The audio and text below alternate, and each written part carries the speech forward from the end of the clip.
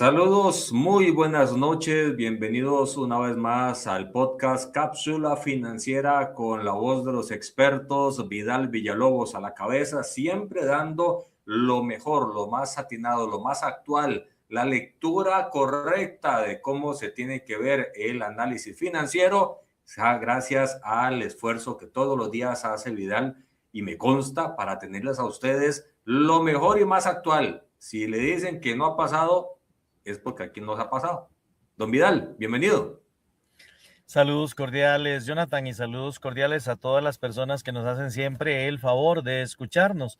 Esperamos que la información del ratito que van a dedicar el día de hoy sea provechosa para la toma de decisiones, ya sea en sus empresas, en sus familias o en su presupuesto personal. Vidal, ¿empezamos fuera o dentro del país el día de hoy? Si les parece, vamos a empezar afuera porque las cosas se han tornado un poco turbias. Es que la verdad, con este tema de Estados Unidos y Rusia, las cosas cambian de un momento para otro. Quiero contarles que originalmente, cuando cerraron las bolsas hace unas horas atrás, el Dow Jones había recuperado 86 puntos, pero el S&P y el Nasdaq habían caído. Salió una nota durante la jornada, Jonathan y amigos, que Sí. indicaba que según las declaraciones de Trump, en 2 o 3 días estarían firmando con Irán un acuerdo. Los detalles del acuerdo no se conocen todavía, pero bueno, una de las cosas que mencionó Trump es que de inmediato se iba a abrir el estrecho de Hormuz. Y bueno, eso encendió el positivismo en el mercado, No. el petróleo empezó a caer, incluso llegó a estar casi, oigan ustedes, en $87. Si ustedes recordarán, la anterior entrega estábamos para arriba de 91. Que se caiga Sí. $4 durante una jornada realmente es bastante. Y también los bonos, aunque no reaccionaron de la misma manera, se mantuvieron en el nivel de 4.53. ¿Por qué si se cayó el precio del petróleo, no se cae de la misma manera el rendimiento esperado para el bono de 10 años? Por una sencilla razón. Los mercados, aunque el precio del petróleo de hoy se caiga, saben que durante estas últimas semanas hemos tenido que pagar el petróleo más caro y que por lo tanto se está esperando un impacto en la inflación dentro de algunas semanas. Como la inflación forma parte de los componentes de la tasa de interés, por eso es que el Tesoro no reacciona de la misma manera. Probablemente si se mantiene ese optimismo y el precio del petróleo logra extender estas rebajas, probablemente también lo veremos más hacia adelante en el bono de 10 años. Pero por lo pronto, eso es lo que teníamos al inicio de la jornada con esa volatilidad. Pero tengo que contarles que los futuros de mañana, que son lo que los analistas están observando en este momento en el mercado, están a la baja. Y están precisamente a la baja porque nada más y nada menos que hubo un ataque a un helicóptero de los Estados Unidos. Irán todavía no ha dicho que ha sido responsabilidad de ellos, pero Estados Unidos no perdonó y empezó también a hacer algunos ataques contra Irán. Y vean, esto es así de sencillo, eso es así de sensible. Simple y sencillamente nos fuimos entonces hacia ese tipo de condición de el mercado a la expectativa de lo que vaya a pasar efectivamente mañana. De una vez les quiero contar que para mañana, porque hoy lo único que tuvimos fue el dato de venta de viviendas de segunda mano, no era un dato absolutamente relevante. Se esperaban 4 millones y se lograron colocar 4.170.000. Hay datos muy importantes para mañana. Para mañana tendremos el índice de precios del consumo del mes de mayo, tanto del mensual como del anual. ¿Qué es lo que está esperando el mercado? Que el indicador suba con relación a las lecturas anteriores.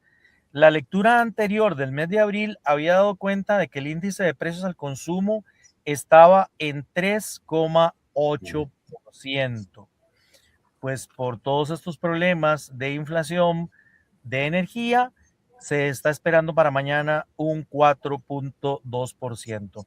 En nuestra próxima entrega estaremos hablando del resultado del índice de precios al consumo, que es importante que le demos seguimiento porque es, junto con el empleo, uno de los temas a los cuales les da prioridad la Reserva Federal.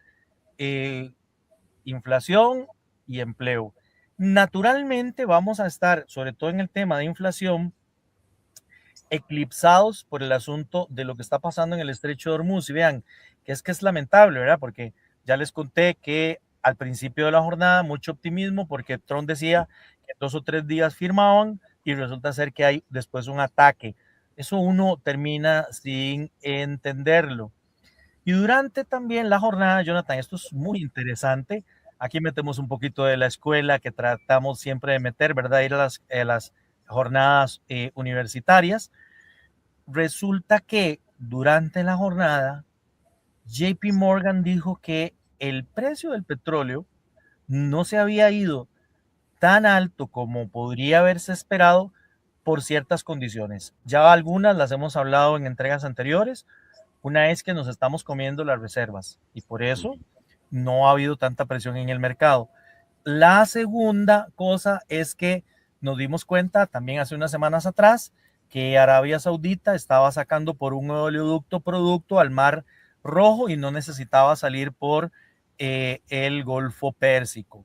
También en otra jornada explicamos que hay un tren especial que sale desde el norte de Irán y conecta China, pasando por varios países, y que de alguna manera también eso estaba ayudando, que China estaba quemando carbón, que hoy la flotilla de vehículos chinos hay más eléctricos, todo eso ayuda. Pero resulta que JP Morgan hoy develó otro detalle interesante. A pesar de que nos han dicho, JP Morgan dice que es muy probable que estén pasando cerca de 2 millones de barriles diarios por el estrecho de Hormuz. ¿Cómo lo hacen? ¿Cómo? En buques cisternas con los transpondedores apagados. ¿Qué le parece, mi amigo, ese tema? Echa la ley, echa la trampa, mi querido amigo Vidal. Y además, lo primero que yo vi cuando hice esta noticia es que es un transpondedor. Y entonces nos fuimos a revisar este tema interesante. Se llaman transpondedores AIS. El AIS es por su tema en inglés. Automatic Identification System. Es un dispositivo obligatorio en los buques comerciales y petroleros de gran tamaño. Su función es parecida a un transpondedor de un avión. Entonces, quedamos igual, ¿verdad? Hay que seguir investigando. ¿Qué es lo que hace este Automatic Identification System? Es un equipo que transmite continuamente información, como por ejemplo la posición GPS del barco, la velocidad y el rumbo, el nombre de la embarcación, el número de identificación único que tiene el barco, el puerto de destino y el estado de la navegación. Estas señales son captadas por otros bancos, por autoridades portuarias, guardacostas y satélites especializados, permitiendo que plataformas especializadas muestren la ubicación de los buques prácticamente en tiempo real. Pero ¿qué significa que apaguen el transpondedor? Que deja de transmitir su posición y desaparece de los sistemas públicos de seguimiento, incluyendo los de Irán. Entonces, por las propias barbas de Irán están pasando algunos buques Y eso, de acuerdo con JP Morgan, también está ayudando a que el precio del petróleo no se haya ido hasta niveles más altos. Recordemos que también en recientes horas la Organización de Productores y Exportadores de Petróleo, la OPEP, había anunciado un incremento para julio de 188,000 barriles diarios de petróleo. Eso de por sí debió haber bajado el precio, pero no lo hacía por los problemas que se están generando siempre en el estrecho de Hormuz. Pero bueno, le estaban bailando precisamente el tema a Irán. Y con algo muy peculiar, Vidal, y es que simplemente apagaron el mundo digital de los buques, lo dejaron análogo y pasaron sin problema. Ese es el Así tema de es. la tecnología. Así es, así es. Ya en otras entregas habíamos hablado de que la guerra estaba en dos áreas, la cinética, que son balas y cañones, tanques y este tipo de cosas tradicionales, y la no cinética, que tiene este tipo de temas, o tiene temas como, por ejemplo, hacer hackeos o como enviar información falsa para que se publique. ¿Sí? Son todos esos frentes en los que la guerra se está librando hoy. Vidal, y todos estos escenarios, a quien tenga una cartera para invertir en estos días, ¿es mejor moverse o es mejor esperar? Nosotros consideramos que lo mejor es esperar, como hacemos los costarricenses, a que se quiten los nublados del día. Sí es importante tener efectivo. En inglés hay una frase que dice cash is king, el efectivo es el rey. ¿Por qué? Porque si usted tiene efectivo, en el momento en que las aguas se calmen, usted va a tener la posibilidad de mover ese efectivo hacia las mejores oportunidades que abra el mercado. Mientras que si usted está invertido, primero tiene que tratar de vender en lo que está invertido antes de hacer un rebalanceo de portafolio. Es importante entonces esperar, tener efectivo en este momento y efectivamente esperemos que tenga razón el presidente Trump de que en los 2 o 3 próximos días se firme algún acuerdo. En medio del Mundial de Fútbol, que es un distractor muy grande para todo lo que está pasando geopolíticamente en el mundo. Así es, se trata de distraer a la gente con estos temas. No es extraño que los gobiernos empiecen a hacer cambios, política pública, política fiscal, aumenten gasolina, nos metan un impuesto, no nos damos cuenta porque estamos en el mundial. Aunque Así sin es. embargo, probablemente muchos de ustedes escucharon que ayer en el tercer juego de los Knicks de Nueva York contra los Spurs de San Antonio, que originalmente iban 2-0, ayer quedaron 2-1 porque ganaron los Spurs en Nueva York. Trump visitó la arena y lo que recibió fue una silbatina generalizada. Sí, ahí lo noté. Todo el mundo, todo el planeta lo notó. Mi querido Así amigo, es. algo en arenas nacionales. Solamente contarles que nuestra previsión, que durante esta semana se paga el impuesto sobre el valor agregado y nos preparamos para pagar el adelanto de la renta. Les habíamos dicho que vaticinábamos una rebaja en el tipo de cambio.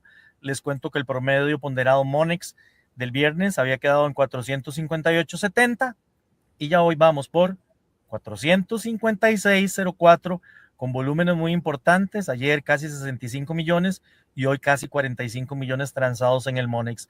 Este tema lo vamos a seguir viendo el resto de la semana. Y en esa promesa nos quedamos todos los días a las 9 de la noche, de lunes a viernes, cápsula financiera con Vidal Villalobos. Esto del tipo de cambio se las trae, hay que verlo con pinzas. Y eso es lo que vamos a empezar a hacer con más acuciosidad en los próximos podcasts de cápsula financiera. Muchas gracias, Vidal. Gracias a ustedes, que la pasen muy bien y como siempre, desde el fondo del corazón, un abrazo de colección.